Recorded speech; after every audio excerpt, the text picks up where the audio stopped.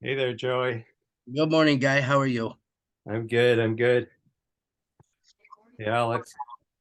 I'll turn on my camera in a sec. I just gotta go quickly take a pee, and I'll be right back. Morning, Alex. How you doing, brother? Good morning. How you doing? Well, thank you. Well, thank you. Good. So, have you had a chance to go in and look at the slideshow, I guess, or whatever? I have. Yes, have you? Well, no, well, not since yesterday when I was putting my stuff in. And the reason I'm asking is that if you look at my stuff, you'll see there's a couple of slides I put in there that say Joey's notes or something like that. Yeah. So as I recall, we had discussed using those notes sort of like we would be able to insert those for us individually as sort of like our script. Yep. And I tried and tried and tried, but I could not figure out how to do those notes things part Yeah. of Let's see it. if we can So do. I'm gonna have to rely on you guys to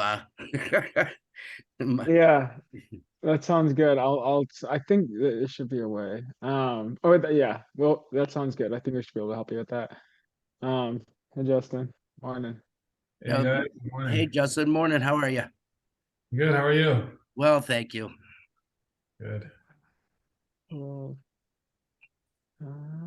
we were just What do you talking about. I'll be with you in a sec, guys. What do you guys want to focus on today? What is everyone? Let's just go around and see where everyone's at, and then we'll get into it. I'm thinking if we could dedicate a few minutes to like a show and tell, just so that we kind of all Yeah. get a good idea of what we've put together, so we can kind of see how it all comes together, you know? That's a great idea. Yeah. Yeah. I like that. And then whether it's just a voiceover or we try to dive deeper, I think there's so much good content in here. I would think without a doubt our biggest challenge is going to be keeping it under 20 minutes. So I Yeah, think yeah, I think we're gonna have to do a ton of editing. Tough. yeah. So I think we in my I mean obviously open other ideas, but in my opinion, it might just be easiest to be just very point blank of just like this section, this person gets this many minutes. It is their job to ensure they don't exceed those minutes. Because if we try to say like, hey, we're going to just give a group presentation and it's going to be 20 minutes, I think it'd be hard to know where to cut. So I was thinking we just say like this section, this person, that's your time limit. Boom, you got to get it done. Yeah. I know we had discussed like 2.5 minutes a piece of talking to, which would leave room for other, uh, I'll call it B-roll material, for lack of a better word. I don't think that I hit 2.5 minutes in my little bit of practicing that I did, but also we'll let everybody look and see and where I'm at, and if people want me to expand more on, what I've got in there or whatever too. So Okay, that sounds good. Um, I think Justin, you brought up the question one or two meetings ago about the possibility of or maybe it was you, Alex, about oh uh maybe underground trenches or something like that to connect utilities to different to different places within the property. I didn't know how to really address that as far as hmm,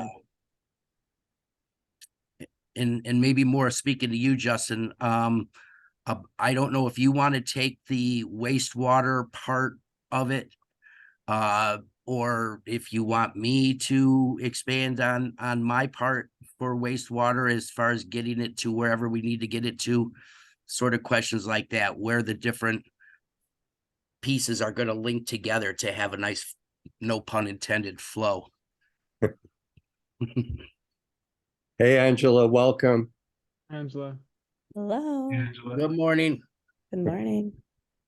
Yeah, Joey, to address your question, so I thought about that a little bit. My slides don't really address it as far as the water part. They basically are just saying that we're going to need X amount of gray water into the system, and then that'll be used to combine with the feedstock to make the slurry for the digester. I don't really have the connective part. So maybe we can kind of brainstorm together and see what we can come up with for that. And or maybe even as a group right now. I mean, we're basically kind of planning on compostable toilets for everybody, correct? Yeah, so I don't know enough about them. How do people have to manually empty out whatever the product is of those toilets and then carry it in a bucket and pour it into, some larger container, and then that gets wheeled over to the digester? Because that's kind of what I'm thinking is going to have to happen. Yeah, that's the idea. That's what I was thinking too, Because it's all Precambrian shield. That's why I Right. inserted that slide that we'll look at later when we review the slides. You're drilling through solid rock there. Yeah, and so I was looking at like septic systems, and I was like, okay, well, I know that some of these bigger communities, especially in like Canada or this part of the world, would use a septic system naturally, but because of the Precambrian shield, I mean, that part of it is such an interesting, tricky component to our whole our whole thing. But yeah, so we can't use a septic system really for that reason, and so Let me around jump in and just say the cottage that I'm staying in right now, all the cottages are along the lakes, right? And these are like, they probably go for $1 million, these places. Not that they should, but real estate has gone crazy up here in recent years, which is why I'm renting. But it has a septic system and it's all on rock. So it can be done. But I think the way these systems work, and I may be wrong, but I remember when we lived in Innisfil, we had a septic system, but we also had sort of sandy soil that it could then the gray water or the septic could eventually okay, let's just go over this so everyone's on the same page with how a septic system works. There's usually two chambers and there's a wall in the middle. And when the first chamber fills up with the whatever goes down the kitchen sink or the toilet, the water overflows into the second tank. So it's cleaner because all the solids from the poop and everything have gone to the bottom of the first one, but it's not completely clean. Then when that second chamber fills up, that then flows out to weeping tile. So it's pipes with little holes. Fingers, yep. And there's usually a filtering sock or something mechanism that prevents certain things getting out. Anyway, that water then seeps into the environment, and by then it's not going to cause any harm. So the difference between that system that we used to have in Innisfil, where we live, and the ones they have here is that this is my understanding, is that all the septic gets contained within the septic tank, and when it's full, the guy comes and pumps out the whole tank, because they don't want effluent going into the lakes. Now, there may be something more to it, but that's just a very simple overview of it. So we could, for example, install septic tanks with each, let's say at the end of every street, or even at each house, and then just have an understanding they come and get pumped out on a regular basis, and the material, maybe it gets dewatered first, and then the sludge gets put in the anaerobic digester. I don't know, but that's kind of what that would be, so that you could make something like that work, what I'm saying. Okay. I only know this because I was in that industry for a long time. All right. Yeah, maybe we can see if we can make that work. And as far as the water, you might be able to just keep the water too, because I know that these digesters need at least like 1 part water to 1 part whatever your solids are. But in any case, yeah, maybe we can make that work. I think you have to separate, like, here's a way you can have a real win, is if the water from the shower, the bath, the kitchen sink goes into one way of being collected and distributed into gardens and things. And then the whatever is in the toilet, if say it's composting toilet, whatever the end product of that is, whether it's compost or something you want to add to the digester, that has to be treated separately. Now that you put that in a big container and then concentrate it, or do you just ship individual buckets that get collected? It sounds very medieval, but but to this centralized thing, you know, in a pioneering kind of lifestyle, I don't think there's anything wrong with that either. I was gonna say, yeah, I guess it's just gonna sort of depend upon how the initial, what's the word I'm looking for, bylaws of the community get structured. You know, if it's gonna truly be off grid at some point in time, then, you know, it will be getting back to that more simplistic way of living. Yeah, I think we're pretty much starting there. The one concession we're making is that there's that house and structures at the highway, so that we do have, for now, electricity that can be utilized to some degree. And we have, you know, we have a house with a toilet and it's all conventional. So that kind of is nice for the founder because they can live in there while this all gets going. And then Can I ask a eventually, question? yes, go ahead, Angela. I thought we weren't supposed to have any electricity. No, I'm just You're just for mentioning this it for this situation. between Okay. us. Yeah. Okay, great. I was like, I But yeah, we a have lot to of wood envision, burning stoves and solar. Okay. yeah, we have, the client is envisioned, wants this to be designed for all off grid. That's okay, good. We're on the same page. And then, hey, if we get the benefit that all hell doesn't break loose for a few years and we are able to use electricity, fine. But no, we won't include that in our plan. But we have to mention that it exists at the front of the highway, like we mentioned that in passing. Just one sec, guys. While we're talking, I can still hear, but I'm just going to go pour my tea. I'll be right back. Okay. Okay. All right. And then do you Hey, guys want to Alex, you jump asked into about the, geothermal.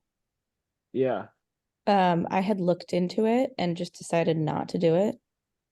But I got can it. look into it more fully, yes. But there is possibility. We can drill through the shield and still have it basically. It's a possibility in Ontario. Like I've seen it be a potential. Yeah. Okay, Um, cool. and I'm happy to try to figure out if that's something we want to add. I had actually just had pulled it out. It's on the front of the slide where I was like, we're not going to do geothermal on here. Got it. It- But it Yeah, looked it's not pretty a, intense. It seemed harder, I think. And so got it. not saying it can't do it. But if you have thoughts on it, like let's chat about it and I can. Yeah, I know, I appreciate that. I mean, my main one thought is can we get enough supply of wood to make it economical to only be wood heating? That was the first thought. And then the second insight that I forgot to share was, have you ever heard of a rocket stove?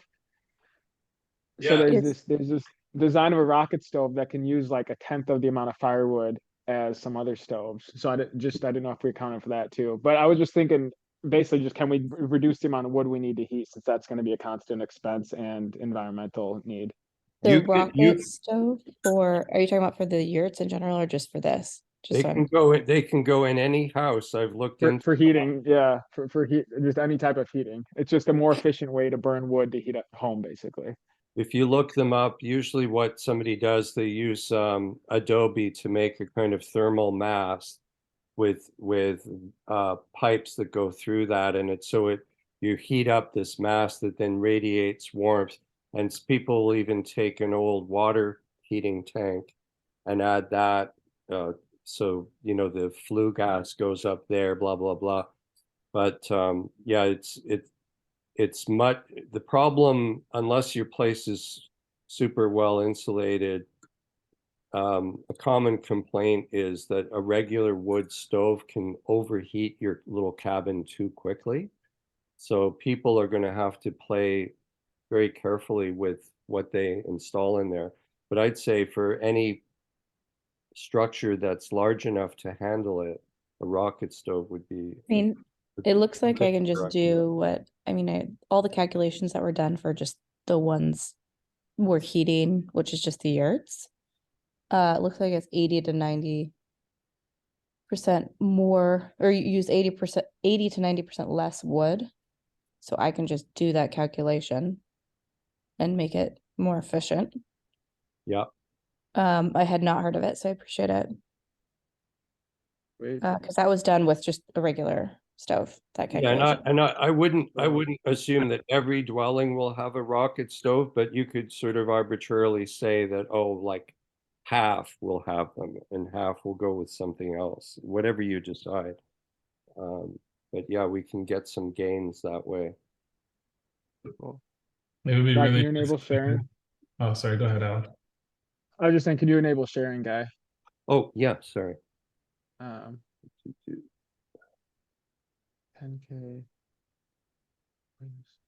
Cause yeah, just when I look at annual unit heating cost, is that per home 10K? Um, No, that's total. that's like, But that, keep in what, mind, that's only 10, that's not half or something. That's only one. That's only the yurts. so that's, Oh, okay, sorry, so, you're not on the right. Well, it's the same calculation because we're looking at the other slides. But yeah, so this is for the 10 yurts. So this okay, is like so if you look at 1K per home, 1K per yurt then, allegedly, yeah. allegedly. year. So that's not, that's So reasonable. just so Okay. you know, I mean, if you look at a price of a cord of wood, so there's two ways to go about this. There's us using the trees in the back or buying them. So I've gone to the lower end. So most times, and this is in Canada, the price of a cord of wood is 150 to 400. So I did the low end and then calculated. Got it. But if someone checks it and they're like, hey, this isn't right, like I'm all ears on this. Yeah. I'll Are just your say the sli- vertical farm is not done. That's the only one that I and have not finished. well, I need to, Okay. let's touch base there because, I'd like to partner with the research you did because the freight farm, which I felt, you guys can see my screen, right? Yeah. Yeah. Yeah. So I have a call set up with Freight Farm tomorrow, but my initial price was way off, which is, so they responded back an email and they said they're expensive, basically is what I'm getting at. They were like 140,000 per stove per greenhouse instead of like the 42,000 I originally thought. So, whatever info you have, Angela, for the one you looked up, I'll review that with Freight Farm and see if I can find another option. Just make sure we're getting the best bang for a buck in terms of which vertical farm to use. Okay. Can I suggest that you can say that we decided to look at a technology that represents the high end of costs and then that recommend to Dee Dee and her group that if they were to build their own version of it, they could achieve much the same thing and save a lot of money. But for budgeting Very, very purposes, true. we're just Yeah. putting in the high number. Would we feel comfortable in this presentation just saying straight up, we're gonna have to spend $750,000 on vertical farms and Dee Dee's just gonna have to factor that in? Yeah, I think she should budget that and then if Okay, they cool. study the technology, because she is familiar with it, she's already said, because I said to her, because remember I circulated that brochure of her technology, but it didn't have any prices. And she was saying, well, at that time she was with her business partner and they were trying to get a government grant or not a government grant, they were trying to get investors, right? Yeah, and they were sort of looking at building like a $4 million plant and they were trying to raise funds for that. And I said, well, Dee Dee, should we be like looking at $4 million plant for this development? And she said, no, no, no. We can build Okay, the same so, thing for a lot less. all Um, right, cool. so And then Second, the okay, other thing is that we're putting together essentially what is a proposal. It's what we're putting together is not this is the way it's gonna be, end of story, right. so the yeah, client always has the option to accept or reject our proposals as we put them forth. We're putting forth okay. our best thoughts on it, so. Okay, and then how do we feel about for the economics? I'm thinking if everyone just does the math for their piece, then at the end, we can just summarize and say, here's the upfront capital cost, here's the recurring costs that we will need annually, and the owner will have to factor that into the equation when she decides how much to sell land for. And are we comfortable saying, I guess I'll stop there. Are we comfortable saying doing that? Does that make sense? Yes, that's a great idea. By the way, we do know what she's selling them for. I don't know if I made this clear enough before. These meetings are a bit of a blur, but she's raised her prices, but she's done like what they call in the packaging industry shrinkage. She's now selling It's the industry I work in. I know. half-acre lots for I think $50,000 or something, and now quarter-acre lots for $30,000. I'll double check those prices, but I guess she didn't have any interest in the 1 acre lots. So kind of Makes sense. we Yeah. kind of were thinking that way anyway, right? Like we're gonna have smaller settlements, especially up in the north part of the property. So Yeah. Perfect. Okay.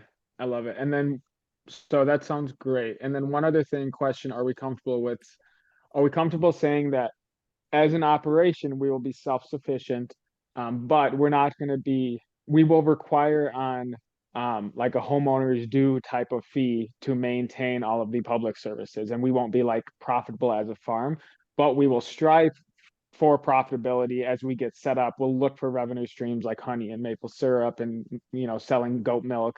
But to design to start, we will rely on those like HOA type annual fees to run all the programs. yes, Yeah. Yes, and Beautiful. in your map, Beautiful. in your proposed map, you put phased anyway, as I recall, right? So Correct. Yep. yeah, so we start out, phase one, we're looking to become self-sufficient. And in phase two, with expansion, That's good. work towards perhaps profitability. I like that. That's Yeah. great.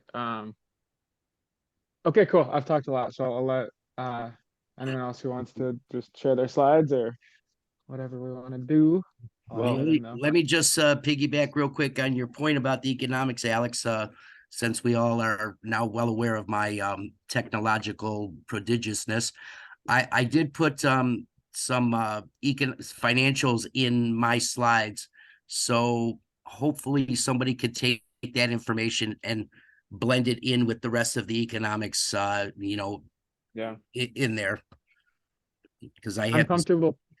Yeah, if I have everyone this puts fear of messing economics in stuff their up. slide, if everyone's comfortable putting economics in their slide, I can just consolidate it at the end pretty easily and just sum it all up. That's good. okay. The two things I would ask for, which I just put on this economics slide, um, if you can share. Oh, come on. There we go. The upfront capital cost and then the annual maintenance and operational cost. With those two pieces, I think we can just say like, this is how much it's going to cost to start the operation. This is how much it's going to cost to run it. We'll factor that in. Sounds good. Yeah, I'm still working on the economics for my slides, so it's good to know this going in. Cool. I- All right. I think for dwellings, I'm going to present a range. I'm going to have a quick run through of a few housing styles, and I'll put a range of values. But those are, of course, the cost to each homeowner. So I'll mention it and I'll add it up, but it's sort of its own thing, right? So because the person pays for their lot, that's the money that goes toward whatever the council that's running this thing decides. Infrastructure development, yeah. I would hope a lot would go for infrastructure development. Obviously, some is going to have to go to repay the founder because they would have laid out, I don't know what she paid for this property. It might have been 400,000, it might have been 800,000. I don't know. So she's going to want to take a bit of everybody's contribution and put it toward repaying herself over. Now, how they're going to do that is going to be up to them. And then some would go toward. So I guess what I'm saying is we don't have to concern ourselves about what they decide in terms of repaying whatever they had to do to finance buying the land. But what we can do is say, you should be budgeting for these infrastructure items. Then don't underestimate the cost of, say, the biodigester if you go that route. And we're recommending the biodigester for the waste, for just to pick an example, because we think it's the best way to handle the waste. Right. And she Yeah. may not have thought of that. Yep. I think that's perfect. Yep. I think we say we design for self-sufficiency, but to a lot of degree, we're designing kind of a worst case. Like ideally, we're still able to trade and buy cows from local farmers, Yeah. Um, And I think we, with the, regarding the food, you've got to, I think it's fair to say that a certain amount of the calories are going to come from off-site fishing and hunting. well, on that Because note, we're backing onto Crown land. So if there's a I'll, shortfall that you discover from stuff we can grow, just make it up with the hunting and the fishing, I would say. do you want me to take through the food real quick? Yeah, sure. Okay, so 6 streams of food production. Perennial food forest, 31% of our calories. Hydroponic system, 28%. Domestic animals, which is chickens, quails, and goats, 24%. Row crops, which is corn, oats, and wheat, 10%. And then I have 4% for wild harvest, which is hunting, fishing, foraging, and 3% for annual gardens outside. And my message here will be we're diversified. There's room to increase all of these, with the exception of the row crops. We'd have to clear more space, but everything else, we have abundance of land. So I can totally voice over what you just said, Guy, of like, if we really need to, we can hit the hunting, harder. We can plant more outdoor vegetable gardens, but as a baseline, this will be kind of our starting point. And you could also say that I'm just spitballing, so I'm not wedded to this at all. But you could say that there's the possibility to develop an aquaponics Yep. operation. If let's say that we're not catching enough wild game, and we think we need to add aquaponics, then that is something that could be done down the road, but we haven't put it in the plan yet. Something like that. And Beautiful. to I love it. speak to that part of the aquaponics, in my calculations, if you will, I did not do anything with a pond or anything like that from the creek, but I did in my notes say that is a potential for down the road as is needed, whether it be for irrigation or whether, I can expand more specifically, whether it be for irrigation or whether it be for some sort of aquaponics farming, etc. Perfect. So we do Cool. have that is a contingency for Yeah, phase 2 and phase 3. I love it. I think we can clearly tell the theme. Yeah, I like what you said earlier, Joey. Phase 1, self-sufficiency. Phase 2 and 3, optimize and expand. Right.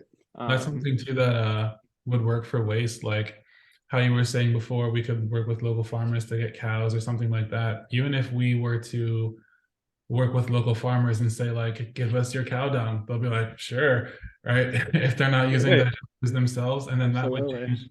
would change the entire calculation. We could do a lot if we could collect cow dung, but I mean that's obviously something that would be probably phase 2 or 3. Love it.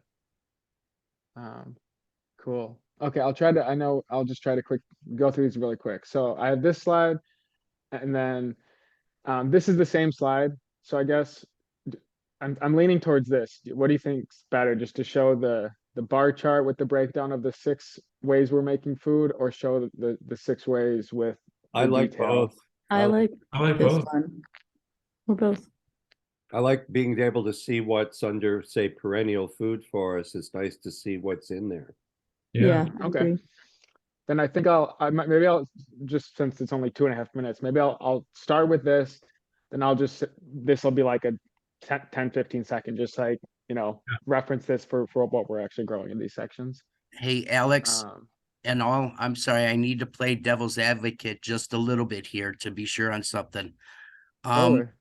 As far as row crops, Yep. how much acreage are we like allocating towards that? I'm just You got it right here, Joey. So we got 6 acres total of this regenerative solar pasture farm. And then 4 acres will be rotating crops. So 1 acre of wheat, 1 acre of oats, 1 acre of corn, and then 1 acre of a nitrogen fixing legume mix, which is, clover, alfalfa, and vetch. Integrate goats and chickens. And then 1 acre will be a solar farm with a mixed species pasture underneath. And then 1 acre will be for our hydroponics barn and compost.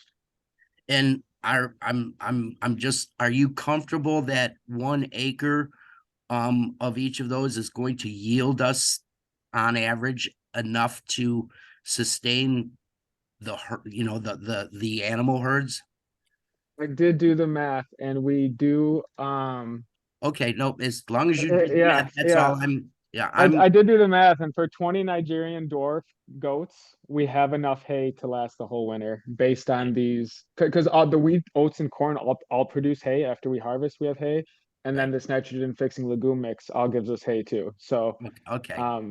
yep. No, It I just, appreciate it. I did do the math when though. I look at big dairy farms in my area and I see that they have acres and acres of hay Yeah, fields and cornfields to feed yeah, 50 dairy cows, I was like, oh, okay. yeah. As long as you did the And math, brother, I'm good with that.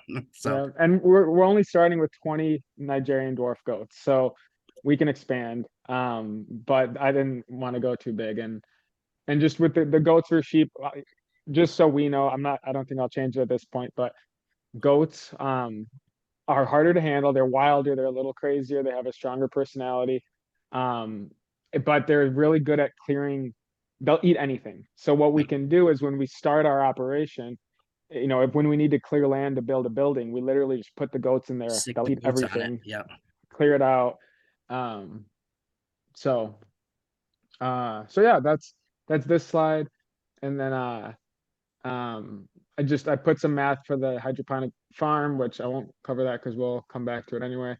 Then I have a slide for all the animals. Here are domestic animals. I got the breeds, goat, chicken, quail, and then the wild animals that will be hunting. And then I said for the bugs, I included some plants that mitigate bugs. So I'll say this will be one mitigation strategy. We'll plant these plants, and we'll design our systems to account for these animals, both as predators and as potential food. Nice work. Um, and then here's our homegrown medicine. So we'll grow medicine in our hydroponic system. We'll grow mushrooms with sawdust cultivation. We'll have medicine in our pollinator gardens, and then we'll forage and cultivate mushrooms for medicine outdoors as well. Excellent. Sweet. Penny and Stephen are gonna love that. Speaking of medicine, a quick aside, I started that herbalism course yesterday. 503 students from around the world in it. Wow. Holy shit. Is smokes. it cool? So far, the Wow. first Is it class what? How long is it? is Holy 6 months, crap. just like this one. Yeah. Oh wow, cool. Someone's making some money. Yeah. Wow. Seriously. Good, I have man. one quick aside. There was a psychedelics conference here in San Francisco. Nice. When and is my- it? San Francisco, surely you just. Happy 420, by the way, they had everybody. bicycle day, but they had it the last 2 days. So my partner, he went to it, and he said it was really great, but super cool. So thought you'd all enjoy that. I love that. Yeah. Is that That's where you've great. been, Angela? Come on, admit it. No, not me. I was at work both days. I was working. He was there. So Mm, that's fun. Sometimes a bicycle ride is work.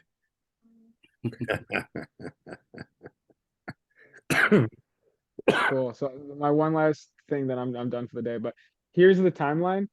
Or if we all feel good about this is exactly 20 minutes. So it was 5 minutes Cool. for the intro, 2.5 minutes for land, climate, and site assessment, 2.5 minutes for food and plants, water, energy, waste, economics, and that's 20 minutes on the dot. So we could buffer, but if everyone feels good about hitting that, then we have kind of a 20-minute agenda. Okay, so what I would suggest is as each person develops their section, try to keep it to around 2 minutes so that then when we actually record this, you'll be able to go through your slide and not be in a big rush. Don't have enough material that you go right to 2.5 minutes if you're talking fast because you're trying to fit it all in. You know, I've just done some public speaking recently, and it's just amazing how fast the time goes by. I agree. So here's a question that I guess a technical question for the presentation. So I don't even know, for the sake of conversation, I think I've got 4 slides. So how do we have that smooth transition and at the appropriate time of going from, say my slide 1 to my slide 2 to without me saying next slide, please, or something like that? Or are we just going to say next slide, please? I think we could, sorry to jump in. I think we could say that, but there might be a more subtle way to do it and just say, and now in the next slide, what we're going to see is, and that's the cue to whoever's controlling this, which might be me, but I don't know, to go to the next slide. So instead of it being next slide, next slide, next slide, you just go, in this slide, this slide shows this. Now in the next slide, something like that. At least if some of the time we use that language, it'll be less annoying. Okay. We could also do someone on WhatsApp or Slack or something, and that person can just do the next. You can just say next, next, next. I mean, Okay. I for what it's worth, because I'm not very good at any of this, I have sort of developed my script, if you will. I got to refine it a little bit, but I mean, I could, in those notes of, where my script was going to be, I could have it, transition to next slide, transition to next slide, and then fini. So I'm just looking for direction. I'm not trying to say how it should be done. I'm looking for you guys to tell me how I'm supposed to do it, so I don't really, because I have no clue how. I think we can practice exactly that. How you have like the transition in your script, so whoever is controlling the slideshow should be able to see that and kind of match that up. We should practice that and see how that works. Did I, maybe I misunderstood. I think it was in the last meeting, and I think Angela said so, that there's a way to put notes into the slides where maybe we see it, but the person that's looking at the presentation doesn't actually see those notes at the bottom. Well, here's my concern. The way it's going to work is just like now we're having this meeting and Zoom is recording it. So anything we can see on the screen is going to get recorded. So I think it's fine to put notes in there and then print it off, but so you can flip through or otherwise write it out. But we don't want to have our script visible in the final film. Oh, yeah, I forgot about the recording. Okay, thank you, Guy. That helps clarify for me. So I'll yeah. develop my script and I'll send it to y'all, and you guys figure out what you need me to do with it. How's that sound? That way we don't take one thing that just crossed my mind is if someone has 2 monitors, then you can have Zoom recording one monitor, or I guess Zoom would record the actual Zoom session, and then on the other monitor you'd have the script that you can see, so the person that's controlling it can see where those transitions would be. I don't think the person, like literally the whole slideshow will be there. So it's just one foot follows the other. And I don't really need to know Joey's script per se. I just need him to tell me, to somehow signal to me when it's time to go to the next slide. Let's just assume I'm the one who's got that control. I think we should just do it like that and not, I don't want to be sitting there, oh, okay, this is the next slide coming up. Oh, and there's a note that when he says this, I got to go to the next slide. Like, we don't need to do that.